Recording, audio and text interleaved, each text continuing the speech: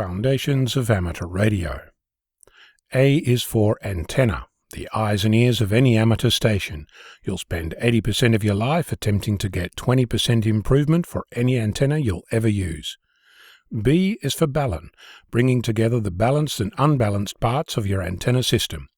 C is for Coax, the versatile conductor that snakes into your station, one roll at a time. D is for Dipole, the standard against which all antennas are measured. Simple to make, simple to use, and often first in the many antenna experiments you'll embark on in your amateur journey. E is for Electron, source of all things RF, the beginning, middle, and end of electromagnetism, the reason you are an amateur. F is for frequency. The higher you go, the faster it happens. G is for gain. Measured against a baseline, you'll throw increasing amounts of effort at getting more, 1 decibel at a time.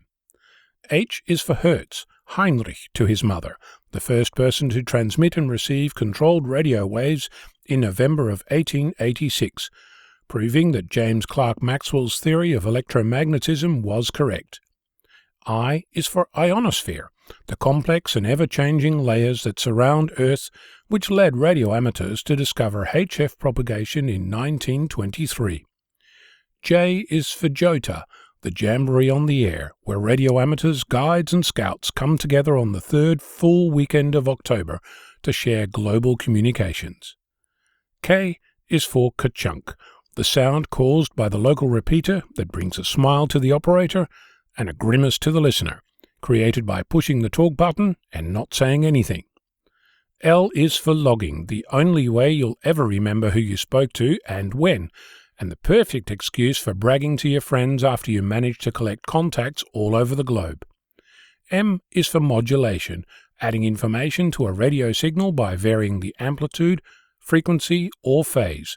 N is for net, a social excuse for getting on air and making noise with your friends. O is for oscillator, making repeating currents or voltages by non-mechanical means. P is for prefix, the beginning part of an amateur call sign that identifies your country or region of origin. Q is for QRP, the best way to make just enough noise to make yourself heard. Low power is the way to go. R is for resonance, the point where a circuit responds strongly to a particular frequency and less to others, used every time you tune a radio or an antenna, or both. S is for shack, the space you call home, where you live your radio dream. The size of the corner of the kitchen table, the backseat of your car, or a purpose-built structure with never enough space no matter how much you try. T is for transceiver, a single box that contains both the transmitter and receiver that share a common circuit. U is for UTC, Coordinated Universal Time, the only time zone that radio amateurs should use for any activity that goes beyond their suburb.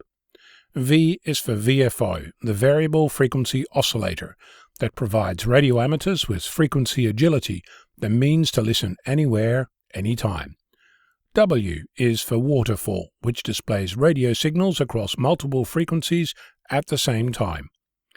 X is for XIT, Transmit Incremental Tuning, changing your transmitter frequency whilst listening on the same frequency, helpful when you're trying to break through a DX pileup.